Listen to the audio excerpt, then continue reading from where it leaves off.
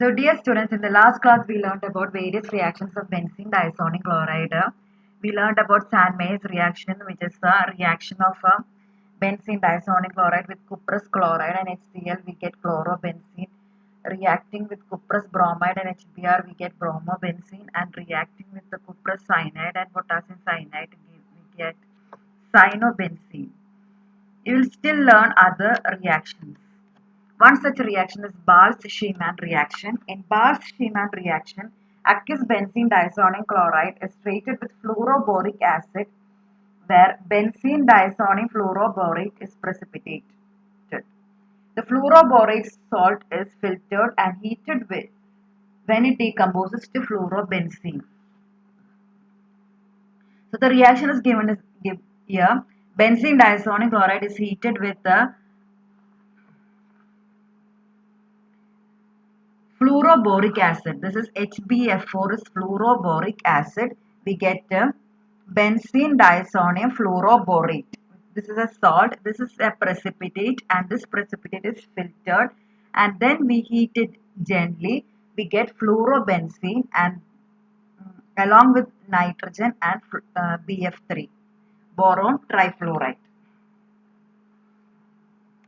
Another reaction. അതായത് വളരെ simple ആയിട്ടുള്ള റിയാക്ഷൻ ആണ്. ബെൻസീൻ ഡയസോണിയം ക്ലോറൈഡ് എടുക്കുക, ഫ്ലൂറോബോറിക് ആസിഡ് ആയിട്ട് ചൂടാക്കുക. അപ്പൊ ബെൻസീൻ ഡയസോണിയം ഫ്ലൂറോബോറേറ്റ് കിട്ടുന്നു. പിന്നെയും പതുക്കെ ഫിൽട്ടർ ചെയ്ത് ചൂടാക്കി കഴിയുമ്പോൾ ഫ്ലൂറോ ബെൻസീൻ കിട്ടുന്ന ഒരു സിമ്പിൾ റിയാക്ഷൻ ആണ് ബാൽസ്റ്റീമാൻ.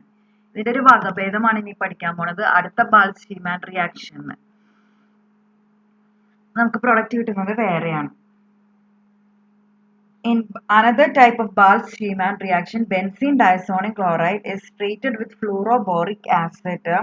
Benzene diazonium fluoroborate is precipitated, and the fluoroborate salt is filtered and heated with sodium nitrate and copper powder when nitrobenzene is obtained. ഇത് സിമ്പിൾ ആയിട്ടുള്ള റിയാക്ഷൻ. ബെൻസീൻ ഡയസോണിയം ക്ലോറൈഡ് എടുക്കുക, ഫ്ലൂറോബോറിക് acid ആയിട്ട് ചൂടാക്കുക. അപ്പൊ നമുക്ക് മുമ്പ് കിട്ടിയ പോലെ തന്നെ ബെൻസീൻ ഡയസോണിയം ഫ്ലൂറോബോറേറ്റ് കിട്ടുന്നുണ്ട്. എന്നിട്ട് അതിനെ പിന്നെയും ചൂടാക്കണം. നമ്മൾ സോഡിയം നൈട്രേറ്റ് എടുത്തിട്ടും കോപ്പറിന്റെ പ്രസൻസിലുമാണ്. കോപ്പർ പൗഡർ കാറ്റലിസ്റ്റ് ആയിട്ട് ചൂടാക്കി കഴിയുമ്പോൾ നമുക്ക് നൈട്രോ ബെൻസീൻ കിട്ടും. അതിന്റെ കൂടെ നൈട്രജനും ഉണ്ടാവും, സോഡിയം ബോറോഫ്ലൂറേറ്റ് അതും കൂടെ കിട്ടും.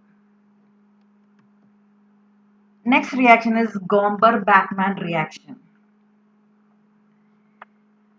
In Gomberg-Bachmann reaction, aqueous benzene diazonium chloride is made alkaline and then treated with benzene. We get biphenyl as the product. This reaction is Gomberg-Bachmann reaction. അതായത് ബെൻസീൻ ഡയസോണിയം ക്ലോറൈഡ് എടുക്കുക, എന്നിട്ട് അതിനൊന്ന് ആൽക്കലൈൻ ആക്കുക, അതായത് NaOH add ചെയ്യുക, alkaline ആക്കുക. എന്നിട്ട് benzene ആയിട്ട് റിയാക്ട് ചെയ്ത് കഴിയുമ്പോൾ രണ്ട് ഫീനൈൽ ഗ്രൂപ്പ്സ് ജോയിൻ ചെയ്യും, എന്നിട്ട് ബൈഫീനൈൽ ഉണ്ടാവും. അതാണ് അതിന്റെ കൂടെ തന്നെ നൈട്രജൻ ബൈ പ്രൊഡക്റ്റ് ആയിട്ടുണ്ടാവും, HCl ഉണ്ടാവും.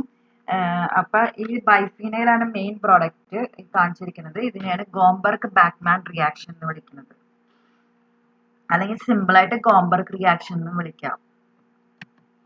Next reaction is mild reduction of benzene diazonium chloride. When benzene diazonium chloride is reduced using reducing agent like Na2SO3, sodium sulfite, or zinc chloride and HCl, we get phenyl hydrazine as the product. ഇത് benzene diazonium chloride എടുക്കുന്നു, sodium sulphate വെച്ച് reduce ചെയ്യുക, അല്ലെങ്കിൽ zinc chloride in the presence of HCl എന്ന് പറഞ്ഞ reducing agent ഉപയോഗിക്കുക. അപ്പൊ benzene diazonium chloride phenyl hydrazine ആയിട്ട് മാറി. ഇതാണ് ഫീനൈൽ ഗ്രൂപ്പ്. അതിൻ്റെ കൂടെ NH2 എന്ന് പറഞ്ഞ ഗ്രൂപ്പ് വരുന്നതാണ് ഹൈഡ്രാസീൻ. അപ്പൊ ഇതിന്റെ പേരാണ് ഫീനൈൽ ഹൈഡ്രാസീൻ. അപ്പൊ ഫീനൈൽ ഹൈഡ്രാസീൻ നമുക്ക് പ്രോഡക്റ്റ് ആയിട്ട് കിട്ടും. മൈൽഡ് റിഡക്ഷൻ ആണിത്. Next is strong reduction, where we convert benzene diazonium chloride to aniline.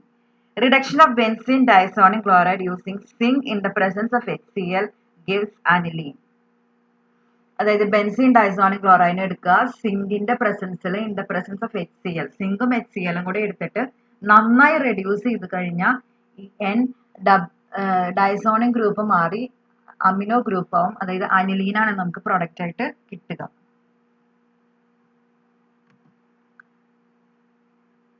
Properties of diazonic chloride: they are ionic in nature. Aryl diazonic salts are colorless crystalline solids. Benzene diazonic chloride is soluble in water but reacts with it only when warmed. They are water soluble. Benzene diazonic borate is not soluble in water. It is pretty stable at room temperature.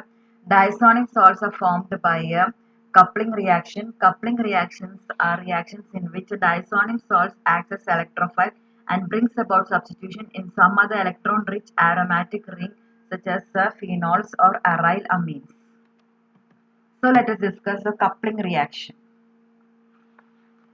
Aryl diazonic salts react with aromatic amines and phenols to yield brightly colored azo compounds containing the azo group N double bond N. These reactions are known as coupling reactions. Coupling reactions are of great synthetic utility because we can manufacture azo dyes, which are important class of dyes. For coupling to occur, the reacting aromatic compound must contain strongly electron donating and activating groups like OH, OR, NH2, NR2, NHR, etc. Coupling occurs at the para position with respect to the activating group. So the two important coupling reactions are given here. First is coupling with phenol. Benzene diazonic chloride couples with phenol in mild alkaline medium at 0 to 5 degrees centigrade to yield the azo dye para-hydroxy-azobenzene. ഇത് benzene ഡയസോണിക് chloride എടുക്കുക, ഫിനോളായിട്ട് react ചെയ്യുക, ഫിനോളിന്റെ പാര പൊസിഷനിലാണ് substitution വരിക. ഈ പാര പൊസിഷനിൽ ഈ HCl- കൂടെ ജോയിൻ ചെയ്തിട്ട് HCl ആയിട്ട് എലിമിനേറ്റഡ് ആവും. എന്നിട്ട് ഈ N ഡബിൾ ബോണ്ട് N ഇവിടെ വന്ന് ജോയിൻ ചെയ്യും. അപ്പൊ നമുക്ക് കിട്ടുന്ന പ്രൊഡക്റ്റ് ആണ് പാരാ ഹൈഡ്രോക്സി. ഇവിടെയാണ് hydroxy group. Para hydroxy azobenzene. Benzene ring, പിന്നെ ഒരു N ഡബിൾ ബോണ്ട് N, പിന്നെ ഒരു ബെൻസീൻ റിംഗ്. ആ ഗ്രൂപ്പിനെയാണ് നമ്മൾ പറയുന്നത് അസോബെൻസീൻ. അസോബെൻസീൻ പാരാ ഹൈഡ്രോക്സി അസോബെൻസീൻ കിട്ടും. Next let us discuss coupling reaction with aniline. Benzene diazonium chloride couples with aniline in mild acidic medium, which is pH 4 to 5 at 0 to 5 degrees centigrade to yield diazoaminobenzene. Diazoaminobenzene, which when warmed at 40 degrees centigrade rearranges to yield the azo dye para-aminoazobenzene. ഇത് benzene ഡൈസോണിക് chloride എടുക്കുന്നു, ചെറിയ alkaline മീഡിയത്തിൽ അനിലീനായിട്ട് react ചെയ്യുന്നു. അപ്പൊ അനിലീന്റെ പാര പൊസിഷനിലാണ് reaction നടക്കുക. ഇവിടുത്തെ ഈ ഹൈഡ്രജനും ഈ ബെൻസീൻ ഡൈസോണിക് ക്ലോറൈഡിന്റെ HCl കൂടെ Cl- കൂടെ HCl ആയിട്ട് എലിമിനേറ്റഡ് ആവും. കണ്ടോ, ഇവിടെ HCl എലിമിനേറ്റഡ് ആവുന്നുണ്ട്. എന്നിട്ട് ഈ ആസോ ഗ്രൂപ്പ് ഇവിടെ വന്ന് ജോയിൻ ചെയ്യും. അപ്പൊ നമുക്ക് കിട്ടുന്ന പ്രൊഡക്റ്റ് ഇതാണ്. ഈ പ്രൊഡക്റ്റിന്റെ പേര് പാരാ പാര പൊസിഷനിൽ അമിനോ ഗ്രൂപ്പ് ഉണ്ട്, para amino azobenzene. It is called para amino azobenzene. അപ്പൊ ഇതും ഒരു ഡൈ ആണ്. ഇതും ഇവിടെ കിട്ടിയ പാരാ ഹൈഡ്രോക്സി അസോബെൻസീനും അതും ഡൈ ആണ്. So both are used as dyes. So these are very important reaction: coupling reaction with phenol and coupling reaction with aniline.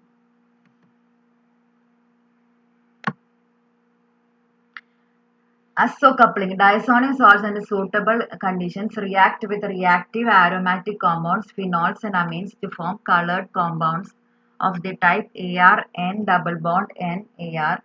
Diazonic salt couples with phenols in alkaline medium and diazonic salt couples with amines in slightly acidic medium. So let us discuss in this case the synthesis of methyl orange. Methyl orange is an acid dye used to dye silk and wool, and it's also used as an indicator, but it is not fast to light and washing. In alkali it is yellow and in acid it is red, so it is used as an indicator. So the azo compound methyl orange is prepared by coupling the diazonium salt of sulfanic acid with NN-dimethyl aniline in mild alkaline medium at 0 to 5 degrees centigrade.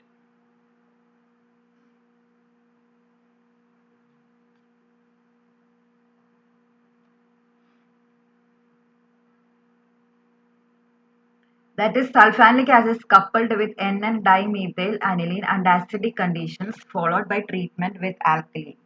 So the first step is preparation of diazonium salt from sulfanic acid.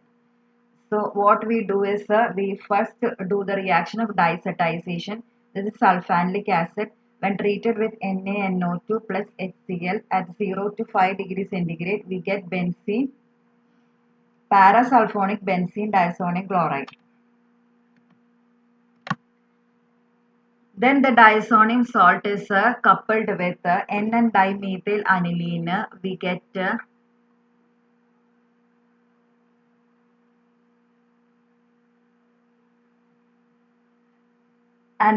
we get this product and then we react it with alkali and the final product is methyl orange.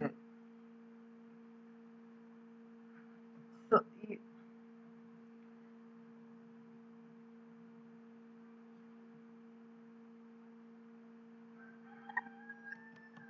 ആദ്യം മുതൽ നമുക്കൊന്ന് പറയാം.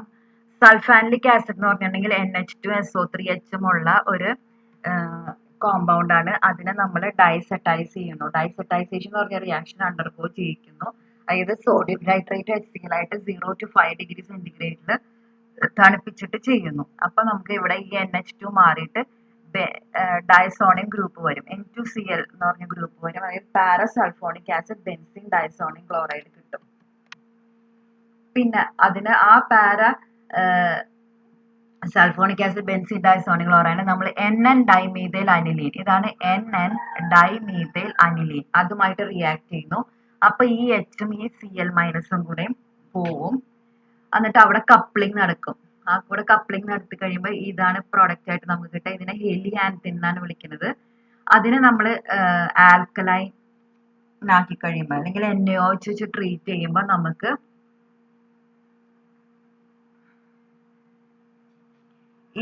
ഈ ഇതിന്റെ H+ മാറിയിട്ട് അവിടെ Na+ substituted ആവും. ഈ NaOH വെച്ചിട്ട് റിയാക്ട്. അതിനെയാണ് നമ്മൾ വിളിക്കുന്നത് മീഥൈൽ ഓറഞ്ച് എന്ന്. അതായത്